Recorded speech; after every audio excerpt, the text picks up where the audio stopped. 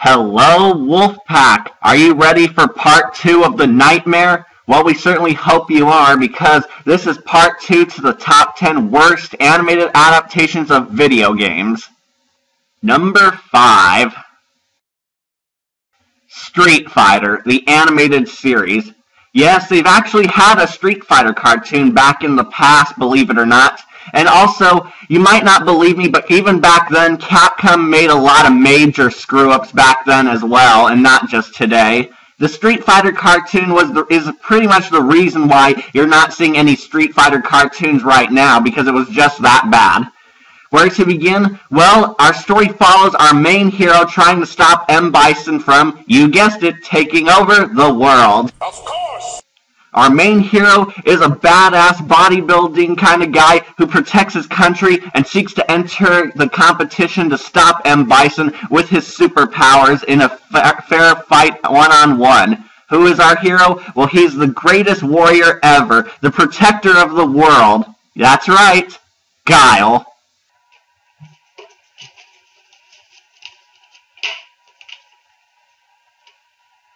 Yes, Guile is our main hero. If you thought it was Ryu, you're wrong. Ryu is a supporting character who does nothing but gets in trouble. Of course, as I always remember Ryu as the guy nobody cared about who screwed up a lot. Guile has assembled a ragtag bunch of heroes trying to protect America, fighting a ruthless terrorist organization determined to rule the world called Shadaloo. This concept may sound a bit familiar. That's because it is. It's G.I. Joe's concept. Yes, Street Fighter is actually ripping off G.I. Joe, which is sad because everybody says the video game is strong on its own, and to succumb to stealing from G.I. Joe, an old cartoon about American soldiers, in a series about fighting on the streets, does kind of sound stupid. What to talk about the characters? Well, all of Guile's teammates really stink. There's Blanca, who's a mutant, and he's not as awesome as he is in the video games.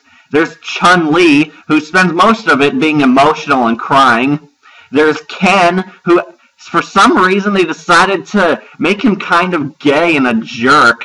I'm not kidding, he talks with like a stereotypical gay voice a lot. And Ryu, who does pretty much nothing but get in trouble. Yeah, Ryu, the best Street Fighter character ever, and the iconic character of the franchise, doesn't do anything good in the cartoon.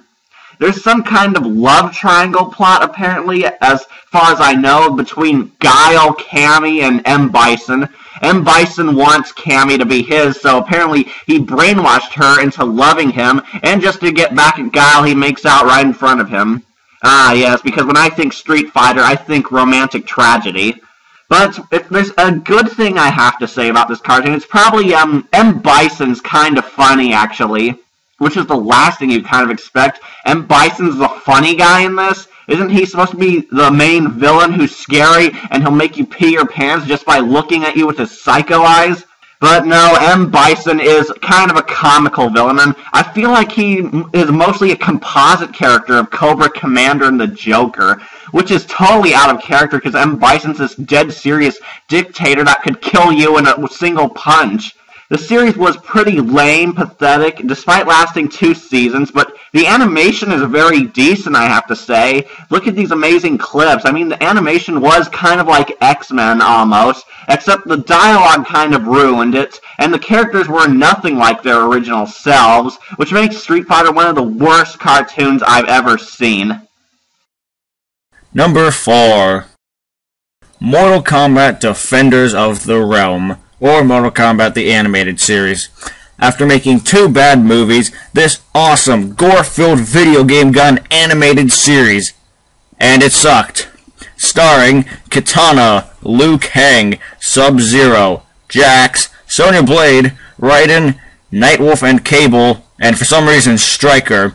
They are trying to stop Outworld from invading Earth. Again. For like the 3rd time. God, why do they keep going after Earth? Are these the only 2 worlds that exist? And the villains are pretty much the same villains as they were in Mortal Kombat Annihilation, starring Shao Kahn, Baraka, as well as Sector. Oh, and apparently Shao Kahn tries to resurrect Shang Tsung, only to, like, slap him. Kinda weird like that. Getting through the first episode for me was actually hard, and I just stopped after it because it was so dumb. I mean, sure, it has good animation from time to time, but otherwise, yeah, there is quite a bit of bad animation. The voices for the characters don't match. Apparently, Luke Perry is one of the characters. I think Sub-Zero. Their battle sequences are just so weird, and it happens so fast. Oh, and also, every time they start a battle, Sonya Blade has to quote, "It's combat time!" Why? Why is there a thing called combat time? That's so dumb. It should just be, ready, fight! Also, they have an underground base in which they have jets. Yes. Some people from Night World, as well as a monk and a Native American, can fly jets. And they fly it throughout Outworld in order to get there faster. Why don't they just use the balls they did from Annihilation? You know, where you have two people face each other, and you have to lunge forward to move it. As Nostalgia Critic called the fuck balls. Also, none of their technology doesn't really make a whole lot of sense, and it also doesn't make sense why they have Nightwolf, the Native American guy, running all of their technology. I guess he's just a super nerd. Instead of, you know, sort of like an alchemist kind of guy, which they could have went with, which would have been so much better. I don't plan on finishing this series. The voices aren't good as the game because, you know, the game is already good. And, yeah, Mortal Kombat Defenders of the Realm is just a terrible animation. If you guys want to if you guys want to watch it, check it out. I mean, yeah, I don't like it, and I don't think there's a whole lot of good criticism for it. Number 3. Warning, this cartoon is so bad, and I mean so bad, that you do not want to see it. In case you want to, then I hope you remain strong enough, because this cartoon will piss off a lot of people. And those of you who don't know the cartoon, trust me, it won't take too much for you to hate it as well. So this is your final warning. The Darkstalkers cartoon. For those of you who don't know, because the Darkstalkers isn't as popular anymore, because of this cartoon actually, the Darkstalkers was the most adult and awesome fighting game I've ever seen. Street Fighter was the family-friendly fighting game. Mortal Kombat was a very serious adult fighting game. But Darkstalkers is considered a lot by many fans, like myself, to be one of the coolest fighting games ever, mostly because of its blood, sexual content, violence, complex characters, and of course the nightmare fuel that's in every game. So you're wondering, shouldn't a cartoon like that be so awesome that Adult Swim and Toonami would pay lots of money for it? Actually, no. This cartoon was stupid. Why? Because everything that was cool about the video game, the nightmare fuel, the sexual content, blood, violence, complex characters, and awesome storytelling about fighting the legions of hell, completely gotten rid of and made into a child-friendly cartoon about monsters going on mischievous adventures while trying to stop a guy from collecting the world. Yes, the Darkstalkers is the worst cartoon ever by a lot of people. It's not good as a video game adaptation, and it's not good as a standalone cartoon. Heck, the only reason why I think it lasted a single season was because it came from a video game, and a lot of people were hoping it would get better. As I said before, nightmare fuel, sexual content, blood, violence, complexity, and everything that made the game awesome is all gone, because none of the characters are like their usual selves. In fact, they're all remade to be child-friendly, cartoony, and tell lame jokes like puns off of their species, which is weird. Where does the series start? Okay, bear with me. Morgan and Dimitri, two of the king and queen of hell, go on the Oprah Winfrey Show to tell the world that supernatural beings known as the Darkstalkers have been living side by side among the humans for thousands of years. Were the writers high when they wrote this? I mean, did they ever stop to read it out loud? Two Darkstalkers guest star on a TV show to tell that their species are real. The vampire savior and the queen of hell go on Oprah. This sounds stupid already. Besides being aimed at children, some of you may be saying, well, shouldn't it be aimed at children? I mean, it is a video game series. Well, actually, the video game series is not meant for children. It was created for adults. Why else do you think there's sexual content, violence, and a lot of religious symbolism in the video game? Yes, the game was kind of dark, but it wasn't too dark. It was more like an anime. You all know how animes have a lot of dark and adult content, despite being okay as kids show standards in Japan. This was not like that at all. The Darkstalkers was intended for adults because it was so blatantly obviously intended for adults. The only thing that mixed it up for kids was because it's a video game, and of course it's the 90s, and we assume that all video games are meant for children's shows. This was another major screw-up on Capcom's part, but this cartoon was horrible.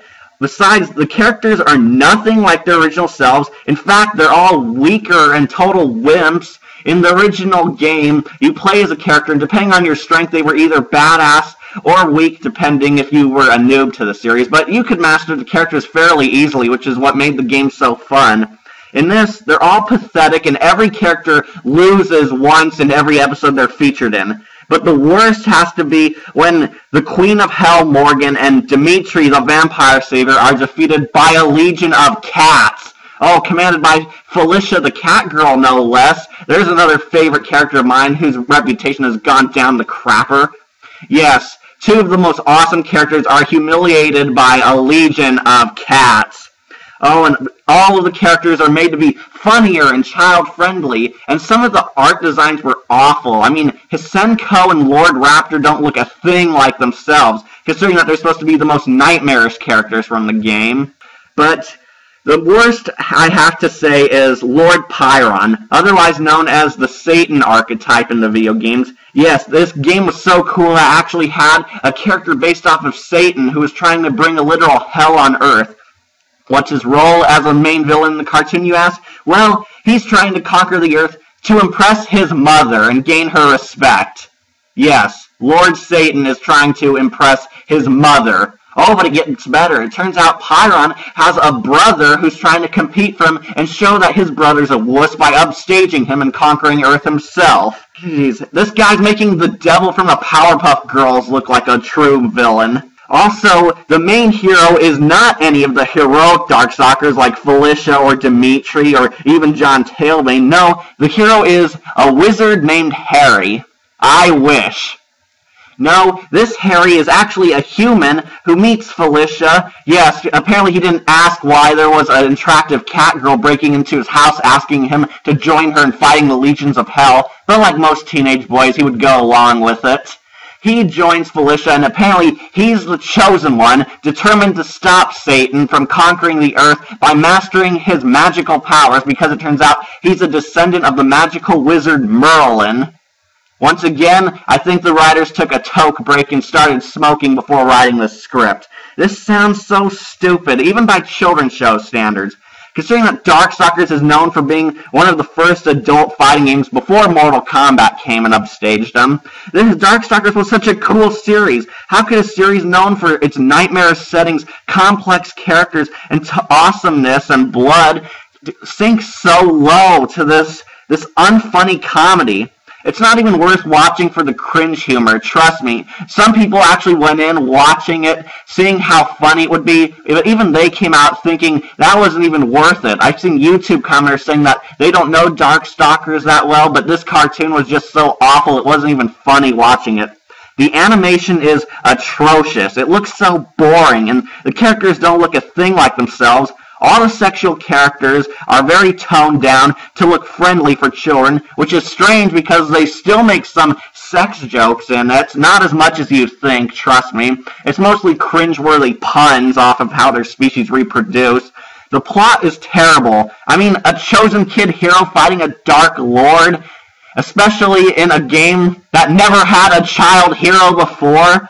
How stupid is that? And the dialogue is atrocious and cheesy. It's all puns, but the most painful I have to say is the rapping mummy. Yes, get it. The mummy raps. Mummy rapped. Haha, he's in rapping because he's a mummy. And, of course, a lot of the scary characters don't look scary at all. They look cartoony and painfully drawn by like it was a teenager's first art class. I mean, look how the animation moves. It doesn't move very well. And the voice acting is very off. There's nothing good to say about this show, and I feel so sad that Capcom completely wasted the potential Darkstalkers had as a cartoon by dumbing it down for kids and lowering the standards and their budget for it. What's most painful is, I think that, this is just my opinion, but I think that this was the cartoon that killed the Darkstalkers franchise. This cartoon was a franchise killer, because after this cartoon was released, the Darkstalkers lost a lot of popularity, their games weren't selling as much, and they never got a new game since. Those of you who never heard of the Darkstalkers or even played it, you can think that this cartoon was the thing that ruined it. This was the worst cartoon based on a video game ever. Oh, but you must be thinking there must be something worse. Well, there is. We still have 2 entries, so in case you can bear with us, there's going to be much more nightmarish cartoons than the Darkstalkers. But as a Darkstalkers fan, I have to say that I'm sorry and I feel sad that this cartoon completely ruined its reputation. This cartoon is terrible, don't watch it, and prepare yourselves for the nightmares that lie ahead. Number 2.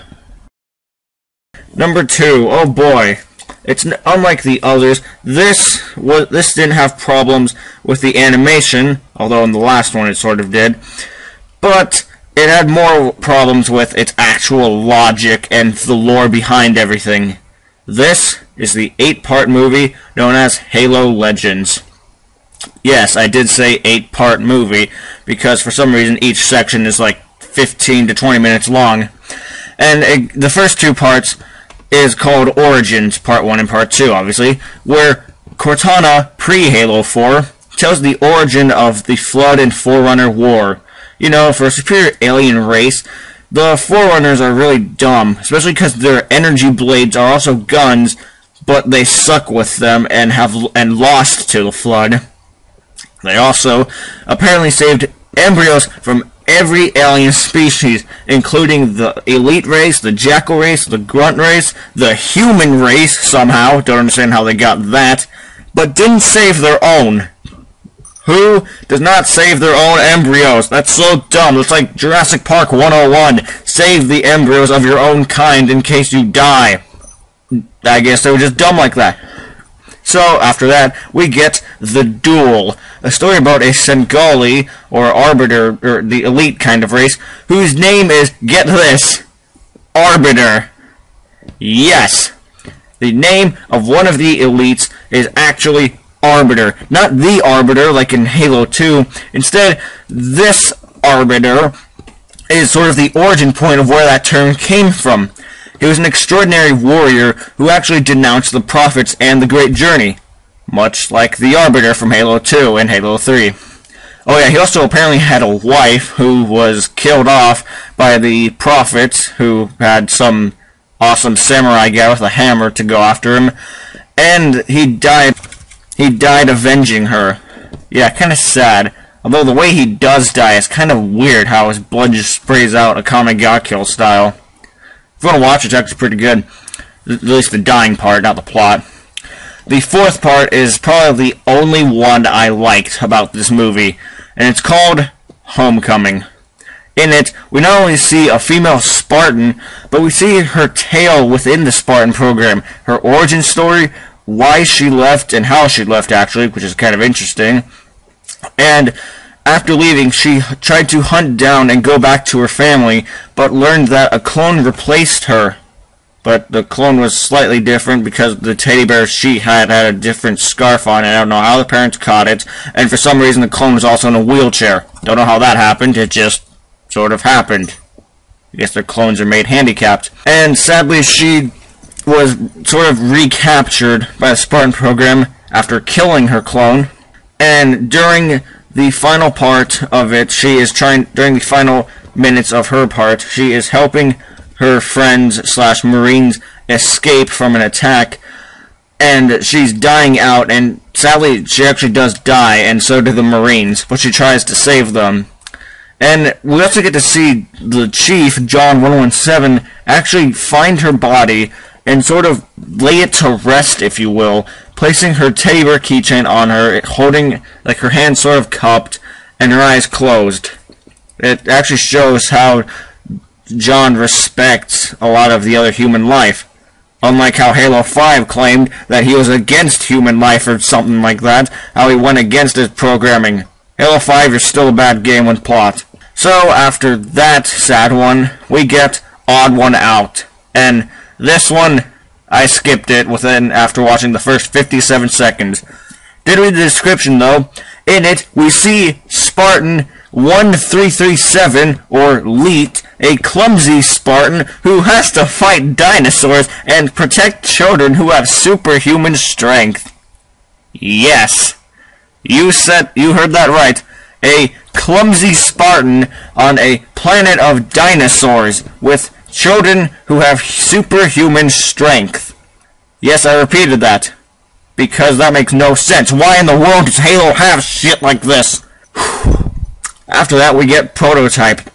It's supposed to be another sad one, I believe, where we see a Marine who has hidden his humanity in order to get the job done. You know, like every cliche soldier we've seen before. And it's an interesting one. The action sequence, it goes by fast, and I wish it didn't. But he's able to save 2 soldiers from their deaths, but also blowing himself up in the Prototype Spartan suit that for some reason was said to be destroyed. Okay, this thing is decked out with missiles, Gatling guns, and a nuclear bomb kind of thing within it. Why would you get rid of something like that? That is so dumb of them. But yeah, he dies. And get this, the phrase to blow himself up is be human. Something he obviously found hard to do. The next episode, yes, I'm calling them episodes now, is called The Babysitter. I don't know why it's called that, but it has ties to Halo 3 ODST, where 4 ODSTs, or Orbital Drop Shock Troopers, known as the Hell Jumpers, are accompanied by another female Spartan, who they don't know is a female Spartan to begin with, to assassinate one of the Prophets. Don't remember which one, don't care. They succeed, but lose they actually succeed in killing the Prophet, but they lose a Hell Jumper in the beginning because he just dies in orbit, and the Spartan, who is this grand sniper, gets killed off from a surprise attack from, I believe, a Brute, who uses a gravity hammer. How does a Brute sneak attack a Spartan? Makes no sense. But yeah, after that, we get The Package, which this one was the one I saw in the trailer for Halo Legends, because it had, like, the best animation for it. It was more CGI than it was anime style. Yeah, in it we have John and 2 members of Blue Team in Halo 5. I only remember one of them was Emily. I don't remember who the other one was. Sorry. Just watch it yourself if you want to. It's on YouTube. And they're attacking a Covenant flagship to destroy something. Don't know what it is. I think it was a bomb. And they actually fail in it. But in it we get to see a cool sword fight between the Chief and an Elite who gets sucked back in when they're fleeing from him. And, like I said, they fail and say that the war is only just beginning. So yeah, this timeline jumps around a bit, because we have Emily from Halo 5, and also Cortana pre-Halo 4, but then the Flood and Forerunner races, but then also in the second part of Origins, for some reason, they think that the people watching have not played through Halo 1, 2, and 3, so they recap it. There are other fallacies with it and the logic of it. Not that it should have been this, or you got your facts right. The fallacies are, why are these people doing stuff like this? It is inhuman, immoral, and yeah, Homecoming was the best one of them. I've got to say it right there. That's why Halo Legends can't be number 1, because Homecoming is the only redeemable part about it. There's still some stuff wrong with it, like the entire Spartan program, indoctrinating children, and then children escaping by holding hostages, somehow. And, yeah, go check it out if you want to. And our number 1 entry. I hope you are wondering how horrible this cartoon is, because prepare yourselves for the worst cartoon based on a video game to ever existed. The Legend of Zelda. That's right, this is the worst cartoon animated adaptation ever based on a popular video game.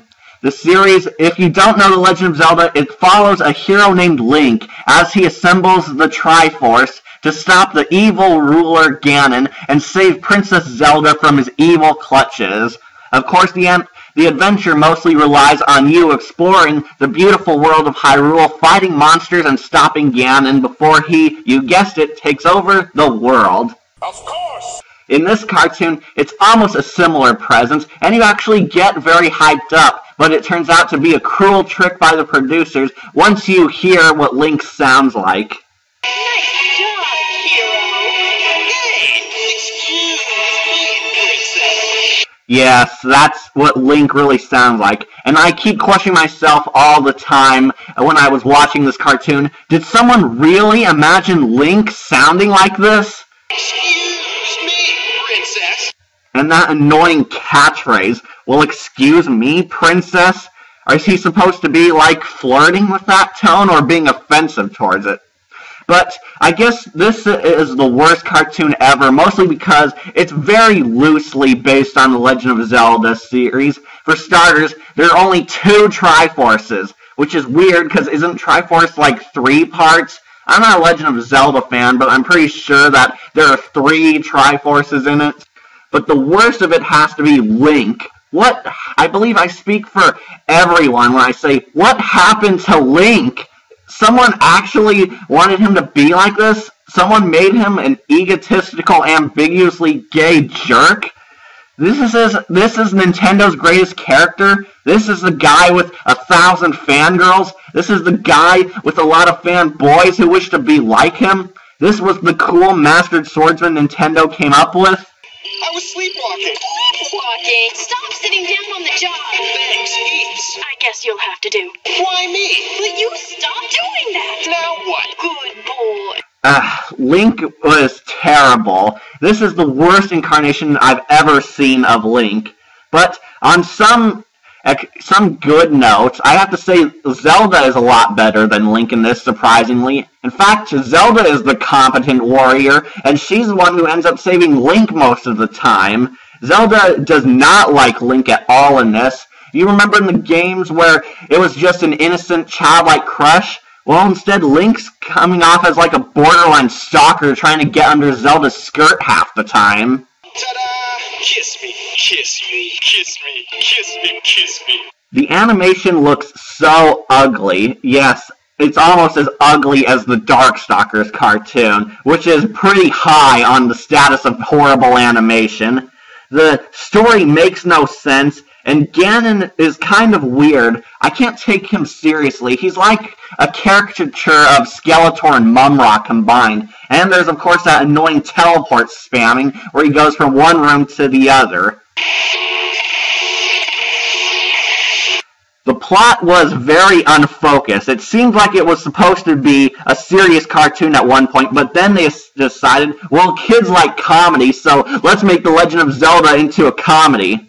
And Zelda and Link spend most of the time bickering and fighting each other because, haha, they hate each other at first, but then they're going to grow to like each other. Well, that would have happened if the show got a second season, but like the Darkstalkers, it only lasted 13 episodes. How unlucky can you get? All the complex characters and the great plot, The Legend of Zelda, is all gone and removed for a more sillier story to appeal to kids and get you hooked on The Legend of Zelda by seeing how funny our main protagonist is. I hated this cartoon because just look at the animation. It's terrible. Zelda is not as interesting as I hoped she would be. She's more action-packed, but she comes off as more of a jerk in this series, and Link is the absolute worst. This is someone's imagination of Link. You're all dirty. Aw, come on, princess. The only thing that this show did answer was the reason why Link never talks in the games. I mean, would you fangirl all over this guy with this voice? Well, excuse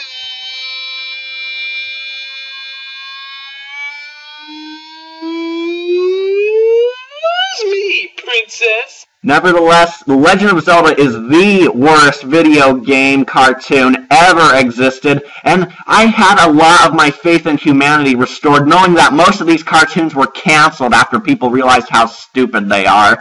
There are a lot of terrible adaptations of stories we love out there. But we have to remember, sometimes there are good animated adaptations, or heck, even live-action adaptations of stories we once cherished back in our childhood, and we shouldn't give up hope on that one day the stories will have justice. Unfortunately, some can be completely ruined by poor filming and poor thought on how to adapt them into good stories. But don't give up hope. There's always room for good adaptations of the stories we love and appreciate so much. This has been Wolf and Friends Gaming, so please join us next time for our next videos. Goodbye.